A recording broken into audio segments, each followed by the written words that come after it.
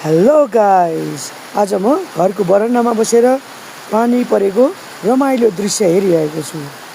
दिउँसभरि भविलस्टै घाम चर्किने र राति भएपछि पानी पर्ने सधैँ प्राय यस्तै भइरहेको छ। वरपर हेर्दाखेरि पानी परेको जस्तो देखिँदैन, तर जब बत्तीमा प्रकाश पारिन्छ, बत्तीमा हामी निहालेर हेर्छौँ, तब कति पानी परिरहेको छ प्रष्ट देखिरहेको छ है। म सकार विष्ट यहाँ उपस्थित छु पानीको दृश्य देखाउनलाई। झरीको रातमा रुझेर आउनु, मायाका मिठा गीत गुनगुनाउनु, त्यो मनमा जाने ठाउँ मलाई देखाउनु, त्यो मनमा जाने ठाउँ मलाई देखाउनु भन्न पर्दा जस्तो छ है।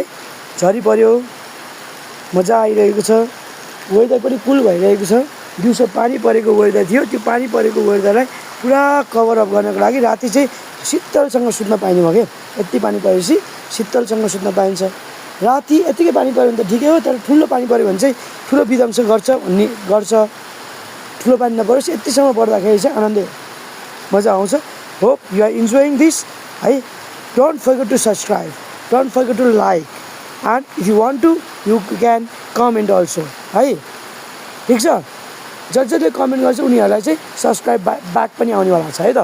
Okay everyone, bye bye, take care, love you all. जय पानी, पानी पर्यो।